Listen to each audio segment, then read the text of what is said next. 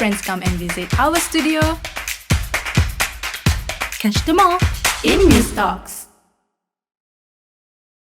Hi, welcome to Muse Talks once again. As normal, we have another interesting guest. Today, Rae Fung, coach, speaker, host, MC. What else do you go by? Very young. These days, very young. Yeah, Okay, throw it all out there. That's good. Welcome to the show. Thank you so much. Thanks for having me in this cozy studio of yours. Very nice. Shah and Rae has been working together for quite a bit for a few projects. And so today we decided to drag her in to share with us her journey as a speaker, as a And a host. coach, yeah. And I think as well, To own your voice. yes, that's your program, right? Own your voice. yeah. Okay, let you speak. Okay, so a short one. I'm a speaker and I'm a coach.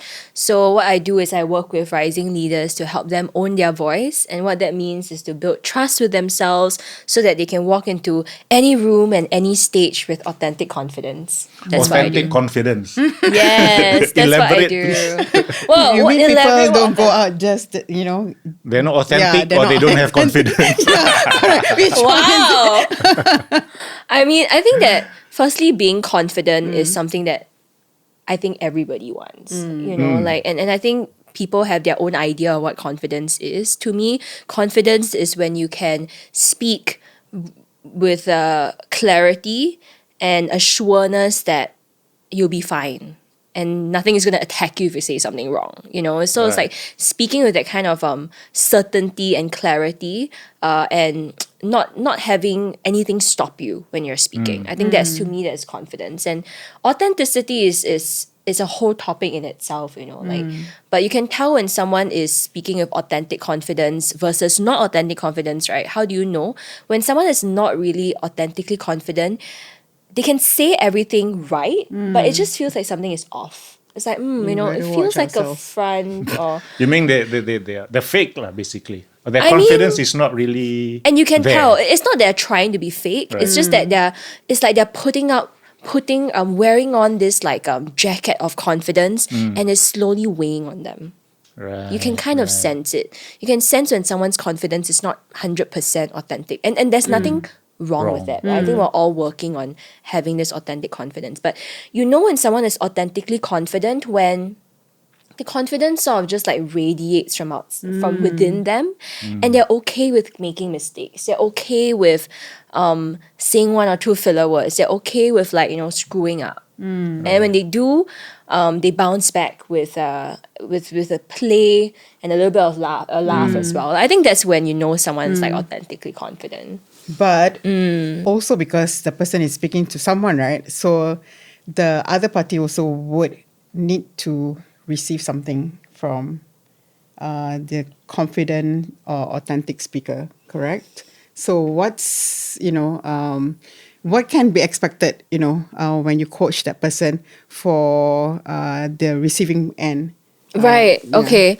Well, it depends on what the person needs, but generally speaking, when I coach people to own their voice, what I mean by that would be usually I use my methodology, which has 4 pillars. So the first pillar is rewire beliefs, and that is to understand what beliefs are serving them and not serving them, and for the beliefs that are not serving them, the limiting beliefs, to help them reframe it and be able to guide them to the skill of coaching themselves through failures and rejection. So there's the rewire beliefs portion, literally rewiring beliefs, right? Identifying what beliefs are not serving you and then shifting it to beliefs that do serve you. So that's the first one.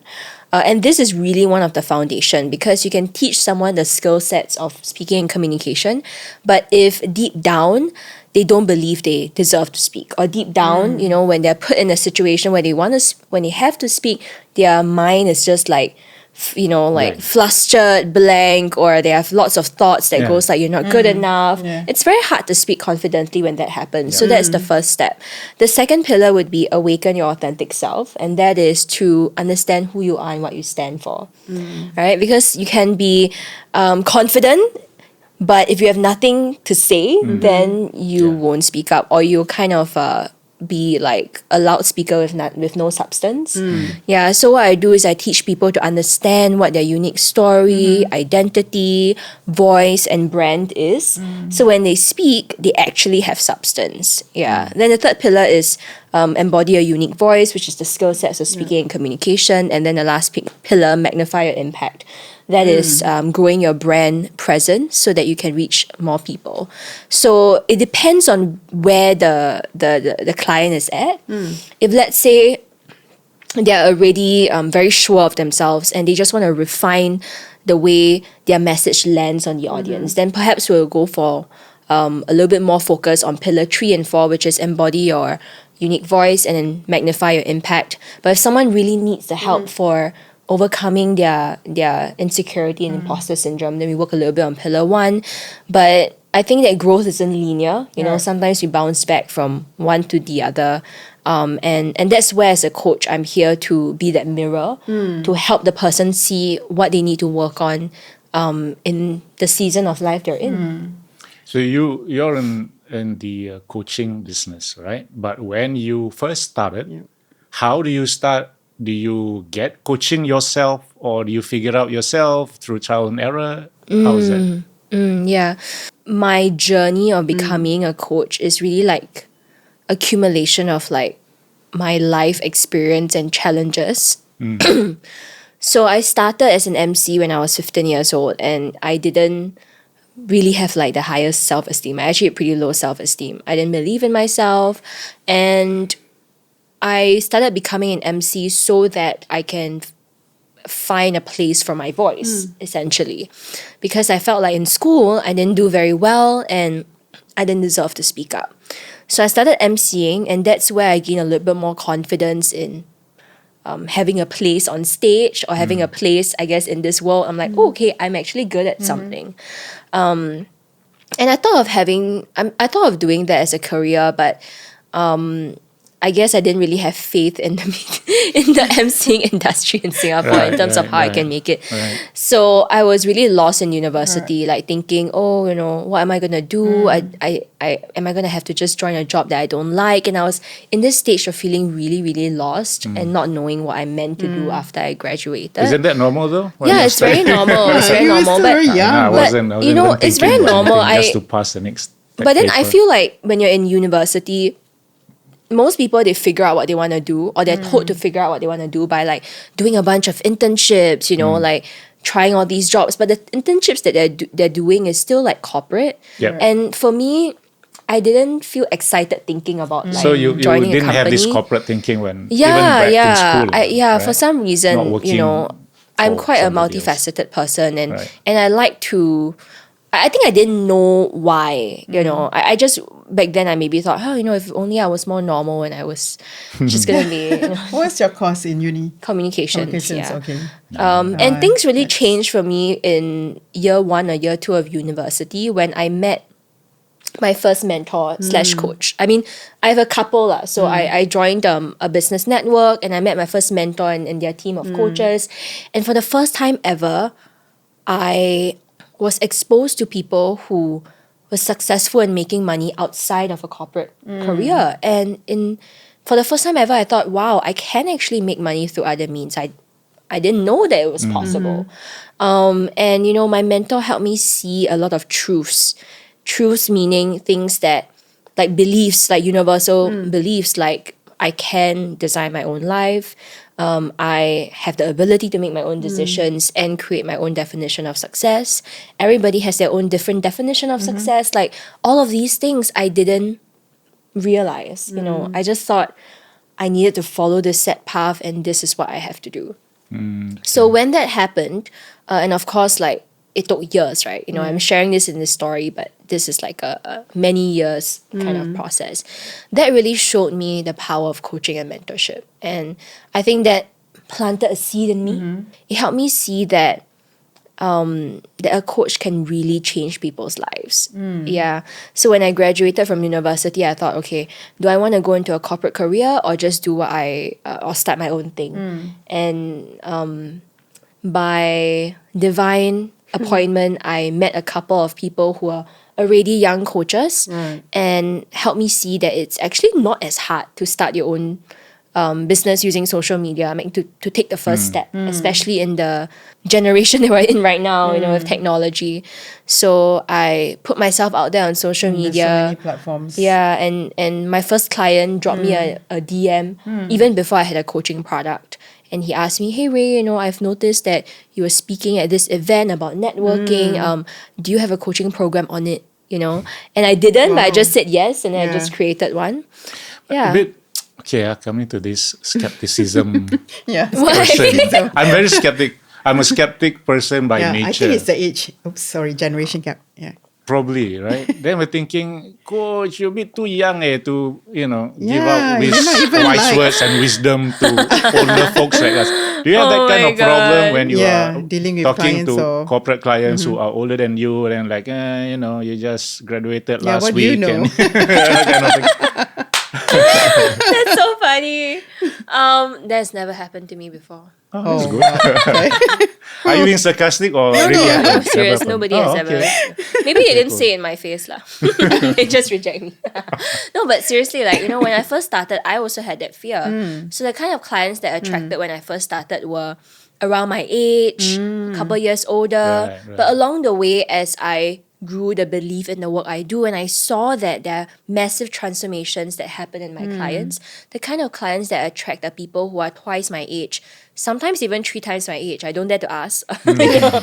But yeah, What's 3 times that? my age. And I've coached like a multi-millionaire before. So, you know, I've coached people from all walks of life, and when I see the power, the impact of the work that I do, and realizing that everybody has a voice, and many people who are much older than us need coaching, and I saw the effect of coaching, I think that really built self-belief within me. Yeah. Oh, fantastic. And I think something that I ground myself, a belief that I ground myself on, is that someone can earn more money than me, have a bigger business than me, and all of that, but they are an expert in their field. Yeah. And I'm an expert in my field, and if they hire me, they want my help and my expertise. So when I remember that, that helps me serve the client a lot more, as opposed to get like held back by my fears. You know what I mean? Have you ever Good point. like have this thought of are my methods good, or is my strategy, my 4-step or whatever 4-pillar thing that you came up with? Yeah. Do you ever thought, is this good enough? Is this really effective, or am I just winging it? Or is it, Well, so when I first started, I didn't have these 4 pillars, right? I what I did with my first few clients was, as if I was in a doctor's consultation, I understood what their Shortcomings. their challenges were, what their goals were, and after the consultation, I went back and I just thought, okay, if I were to create a personalized proposal or plan for this person, how would that look like? So with my knowledge of emceeing, when I first started, I was really just coaching public speaking. right? Mainly, I coached on the thing that I knew I was good at, right? Oh, so you went I through it, right? yeah, That's your experience, So I right? took apart my experience, I broke it down into frameworks, and I asked myself, okay, this person has this particular challenge, what do they need? Yeah. So I created these like personalized solutions for these people. Right. Okay, so I did that for like 10 I did that for a couple of people, and then I actually created a proper curriculum, and then I tested my curriculum with 10 beta clients. Right. And after working with these 10 people from different parts of the world and different backgrounds, I took a look at what I did with them, how I guided them, how I coached them, what the similarities were, what the differences were. And by analyzing the work that I've already done with these clients, I was then able to rather categorize the things I did, and then categorize them into these 4 pillars. So Seems a lot of work. Yeah, the methodology came from Yeah. actually working with clients. And then once I created the methodology, I started working with more clients and more clients, and refined it along the way. Who's your favorite speaker? My favorite Like internationally? speaker, Yeah. Or is there a local one that you adore? That's why you started. I've always been inspired by Oprah. Oh, Right? okay. But I Okay. think I wouldn't consider her just as a speaker. Like, she is a lot of things. Yeah. Yeah. Performer. Yeah, performer. I mean, like, I love Lisa Nichols as well. Like, she's this black speaker and she has a really captivating story. She's a immaculate storyteller. She's able to really like connect with you and bring you on this whole emotional journey through her story. So I really love her as well.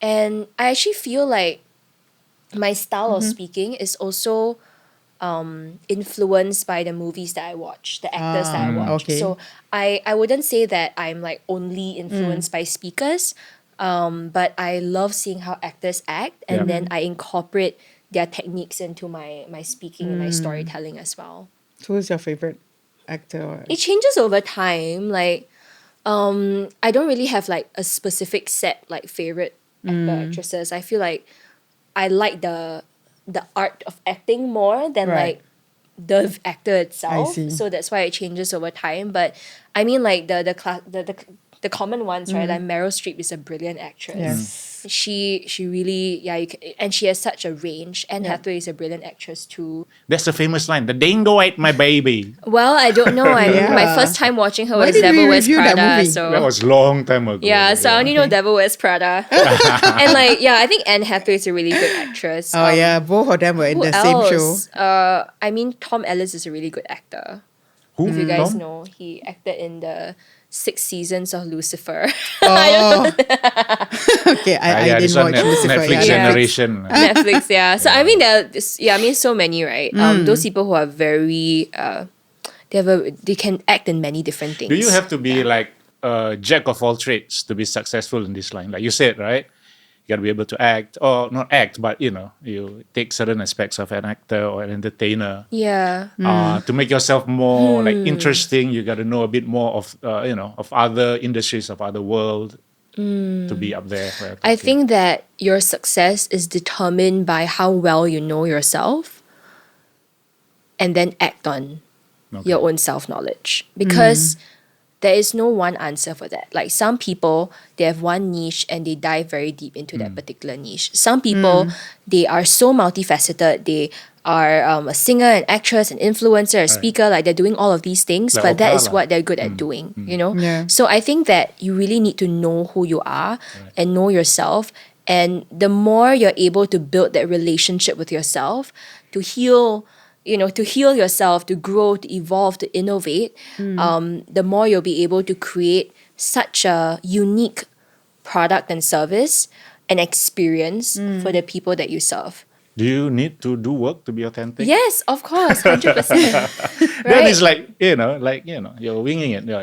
You have to Yeah, be like Yeah, to be well, the real. thing is, like, a lot of the times we are actually acting and making decisions and acting based on our subconscious programming, right? Subconscious programming, And the okay. subconscious programming is usually created by the environment you have been in since young, your fears, your insecurities, your rules in life. So let's say someone grows up in an environment that believes that a man's opinion is more important than a woman's, right? They can be authentic and all that, but their energy is just going to, when a man comes in, the energy is just going to, maybe pander to that person a little bit more. Like they're trying to be authentic, right? But naturally their body just reacts that way. So, I mean, you think about it. So what exactly is authenticity, right? We're the most authentic when we are born out of our mother's womb. But over time, we change, we grow, we are influenced by people and things around us and things we watch. So we need to learn how to peel away the layers and know ourselves even better so that we're able to really, really like identify what exactly is our authentic self. And when we're able to do that, that will make us a much, much better communicator, connector, and speaker. Okay, cool. So I can't be. There's always that saying of you wing it until you make it. Yeah. How true for beginners? I mean, talking from your I own, get what you mean. from So- your own journey, right? Some people are honest about it. Say, yeah, I fake it until I'm good enough, or just to have that first opportunity, one or two opportunities to be on stage, to be to be seen as a person who knows it. Yeah. There's a saying, right? You want to learn the rules and then break it. Yeah. Yeah, so I think that that's the same Right. for this industry as well. It's like there are frameworks, and when I coach my clients, obviously I don't go like, okay, follow your heart, go forth, and they're like, wait, but like Yeah. what? Yeah, I need yeah, a there's structure. no- yes, yeah, so correct, there correct. is a structure. Yeah. So True. we use a structure, we use a framework, and that's where they start off. But the framework is there to give them enough guidance so that they can feel comfortable to experiment. Yeah. Right? So you use these structures and then you experiment with the other things around it. And then over time you tweak the framework. You create your own framework. And frameworks of like, leading tough conversations, storytelling, speaking, Yeah. presentation skills, creating content, all of these things, there are frameworks, but over time you create your own. Yeah. And I think that really does differentiate like a good speaker from someone that, is just subpar lah. Yeah, someone that's able to understand their own style. Yeah. What's your first experience on stage like? Was it a success, or was it Or a which is the most blunder, or Which is the most Yeah. exciting one? Yeah. no, the first one? I want to know the Well, first one. when I was 15, Yeah, how was that? I didn't really. But that's just for an MC, right? Yeah, that was just Do you MCing. volunteer? Yeah. It was I did for free for charity, so it was so much easier to do it because I didn't think Expect twice. It's that. like Yeah. I wasn't expected Right. to do much. I was just expected to be able to speak. Like okay. People expected bare minimum of me, so that allowed me the opportunity to experiment. So since then, there's no any other platform or opportunity for you to be a speaker on a bigger scale. Oh, like since 15? Yeah. On a bigger scale? Yeah. No, I mean like, so I For did like that. a corporate event. And then like the kind of events that I've emceed over time has grown. Yeah, so I started doing like, like D&Ds, weddings, road shows, and then, most recently hosting for the United Nations, right? Oh, yeah, that's so right. it That's the one. really is like kind of gradual. But that was for an MC or for That a was speaker? MC. Oh, okay. Yeah. Which MC.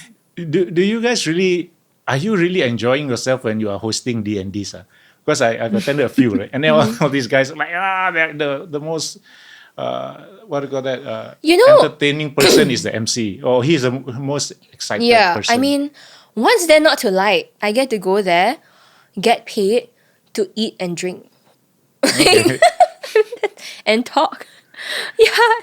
I mean, it's the best job ever. I would do that for life. I'll probably I will do that for life, but I also really like being a thought leader, teacher, and not just like entertain only. So that's why I kind of went into speaking and coaching as Right. well. I guess there Yeah. is that difference, isn't it? Like all these MCs, and then you are more towards coaching. And speaking. I think And I'm also still like, my career is still unfolding. So let's Yeah. see. Maybe in 10 years, I have a different answer. Do you have like at the moment? Do you have like a specific? Because I know some of your works more towards the youth and stuff like that. Is it because you are still young and you can relate to them better, or is it a segment that you?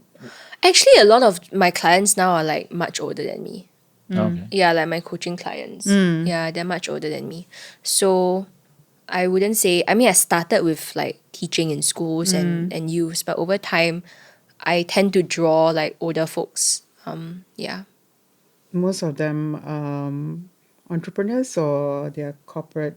A mix of like corporate and entrepreneurs. I call them rising leaders. So there are people who have an opinion. They want to share their message, and they know that their message impacts the world. And I help them become better speakers, communicators, so that they can be vessels for the message that they want to share.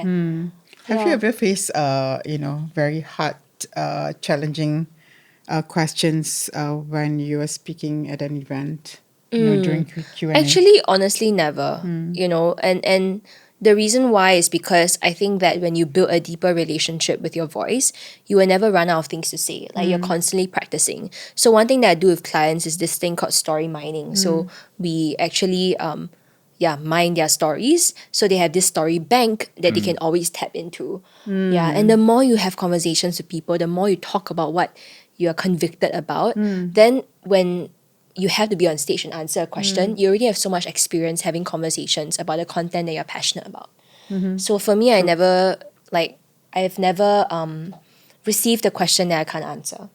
what I'm trying to say is the demographics of your audience, will it affect your how you deliver or what you deliver? Okay, I think maybe before we talk about like the audience, right? We want to talk about what does it mean to be a good speaker, right? Yeah. So there was this one question that I think you prepared that I thought was super cool. Distinguish Should- you know, a truly impactful speaker Yeah. and merely competent one. Exactly. So I think I want to start with understanding what exactly makes like an impactful speaker as opposed to just a competent speaker, because that will give us a better understanding of what it means to tweak your speaking for a different crowd or a different platform. So a good speaker, right, or rather a competent speaker is someone that is good at the skills of speaking. Right. Whereas like a truly impactful speaker is someone who's obsessed with the soul of speaking. So what do I Soul of mean by speaking. that, right? And you can tell when someone is just good versus someone that really has a soul. They're really in it. They're like living, breathing their message, right? So the skills of speaking are like how do you craft a good presentation? How do you craft a good story? How do you use your facial expressions and your hand gestures to be able to have that brand presence on stage? I mean, all of these things can be taught, but you really acquire that soul of speaking when you're willing to have a deeper relationship with yourself so that your message has depth, right? Your message has shown that you've been through a lot of stuff and you have fought through the challenges and rose from it, right? And developing the soul of speaking is also the commitment to building like a deeper relationship with your audience, right? Not just knowing their pain points and goals surface level, but actually wanting to understand what makes them cry, what makes them smile, what makes them squeal like a little kid, you know? Yeah, it's really these things. It's as if you're dating your audience. I know that sounds kind of funny, but I'm but you serious just said because date your when you audience. do that, right? I mean, there are people in the relationship, right? They just like, oh, yeah, they just want to know, how do I put it? When you are like subparing your relationship, you do things for the sake of it, right? But when you truly love the person and you want to like, show the person consistent love, you notice, you observe the little things. And it's the little things that make you a great speaker. Tiring though. Yeah, it is Lots of tiring, lots of but it effort. is you're the little talking to things. a big audience. Like, Correct, not but just, even though you're talking to a big audience, you're talking to one person. Wait, you're talking to one person, but in like 5,000 chairs. You're not talking to 5,000 people. You're still talking to one person. But it So- builds up, isn't it? This It kind of builds up skill, over time, it's yeah. over experience and I think that the person needs to be really willing to like build a deeper relationship with themselves, heal themselves, learn more about themselves, heal, grow, and evolve as a person. And when the speaker is able to do that consistently, then they would really like speak with a lot more depth and conviction, and you can tell when someone is speaking not just for the sake of it, but they truly like live and breathe their message, and they have soul, you know. So that's what I mean by like mastering the skill versus versus like embodying the soul of speaking. so you must have done a lot of like talking in front of the mirror too, or how do you, How do you you need to be practice fluent. Yeah, them? you need Yeah. to practice all these things, right? Yeah, maybe you can give some tips. About like practicing. Let's say someone already has done a lot of inner work and they know themselves, blah blah blah blah. Yep. Obviously, you still need to do some work with the actual delivery Yeah. of the speaking, right? So some tips would be number one, actually practice speaking every day.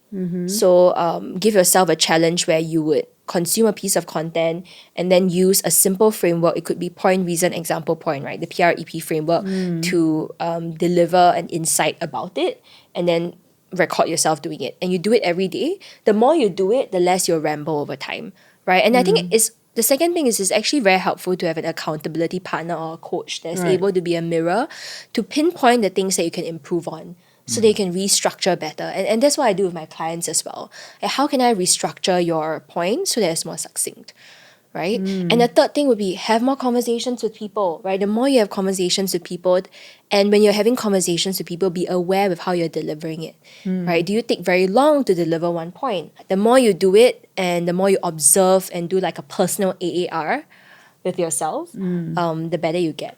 How do you get validation of your work? Like, it's hard because the effect of what coaching you did to a group of person, you can only see the effect like probably months or years maybe, right? To see Yeah. it It's over actually time. works. So how do you, like I said earlier on, probably how do you know then that what you went through with that client, it's actually helping them? Do they come back to you and say, "Hey, Ray, good job," kind of thing? I actually think that you can see a lot of transformation in a day, a week, or a month. Actually, sometimes even an hour. I think that's really the power of coaching. So I've had times where I've coached someone in their first session, they're like, "Oh my gosh, Ray, I never saw it that way before." Yeah, I know. and that's but I get it. Like, but there's always the orthopedic effect, right? You go for one crack and it's nice, but then you gotta come back, the next week or the following month to do adjustments again. So yeah. is that the same way? It's like, Yeah, I mean that's why when I journey with people, I journey with them for 6 months at least. okay. Yeah, and what I do when I journey with them for 6 months is I would teach them the skills of it so that they're able to do it for themselves over Right. time. On social media, you have your Instagram and you also host your show. You have your own podcast show, right? Yeah, there's quite a lot of things going on. And you are also coaching your clients. How do you make time for all this? I think maybe I mean firstly your initial question is how do I navigate the Yes. changing trends, right? So my response to that would be that trends can change, but principles stay timeless. So what do I mean by that? Trends would be, this algorithm, this music is trending, this, but principles are things like knowing that connection is timeless, or we can be very different, but what connects us is our shared human experience. Everybody has pains, everybody has their goals and dreams. How do you build rapport with people? You first want to show them that you guys have similar and common ground. So there are basic communication principles that you can ground yourself on. So I don't chase the trends. I just use it as like a fun add-on, right? And the reality is that when you're so committed to building like a personal brand that is authentic, that is rooted in who you are, and you constantly do the inner work, and then you're building a brand that is truly a reflection of who you are, the evolving person that you are, you would never be outdated. Because you'll be timeless, right? You're like evolving and you'll be timeless. Right. If you chase trends, then Yeah. you're gonna get tired over time because trends change. But you are always gonna be relevant if you do the inner work and if you continue working on yourself. You might lose yourself as well, isn't it? Because you're just chasing trends, doing whatever that people want, and after a while, you're like, what am I doing? Yeah. So how I find time to do it, I think I definitely love doing a lot of things. So I actually have to tell myself to prioritize XYZ. Yeah. So I do like reflect, and like in the start of the year I set some goals and I set some focuses. In the future I might have more responsibilities. So what I do is I create systems so that I'm able to be able to take myself out of the business in due time. So that's the eventual goal. Can you share us a bit about your podcast? About my podcast. Yes. Okay. What do you want to know about it? You can watch it to find out. The Own Your Voice podcast. Yes, Own Your Voice podcast, because it's still under the same brand name, right? It's a video podcast on Spotify, and what I do is I bring on guests that have really interesting stories. They're usually guests that are in the spotlight, but on the couch, on the cozy couch that we do the interview on, they share the challenges they've had, the struggles they've had, what has made them who they are today. So those are for my guest episodes. I'm planning some solo episodes as well. So for solo episodes, I would do like very big sister advice style, like just talk about Like things that uneggy, maybe not. maybe a bit, but kakari. like a little bit of Alex Cooper vibes for Call Her Daddy. Invite her on your comfy couch. Entrepreneur extraordinaire. So the last one was really interesting. You managed to interview Vanessa from The Apprentice too. From simple as a DM, right? Yeah, I just DM'd her and then she said yes. So Yeah. take the chances. You never know what you'll Exactly. get. I'll So DM that's you. what- Hey, invite me, a comfy couch. Yeah, just do it. And Yeah. then if you fail, then never mind. Just go on, move on Correct. to the next one. Yeah. So if you want to know more about Rae, you can look her up on Own Your Voice on Instagram. Yeah, I mean, well, I Spotify. guess you can just go to my Instagram, Rae Matrix. Yes, first. Rae So Matrix. search Rae Matrix, RaeMatrix, and my podcast is Own Your Voice on Instagram. RAE, RAY. RAE, yeah. Yes. Thank you, Rae, for coming. Thank you we so wish you all the much. best. Yes. Please, everyone, keep authentic and confident. Own your voice. Yes, own your voice. Stay confident and be authentic.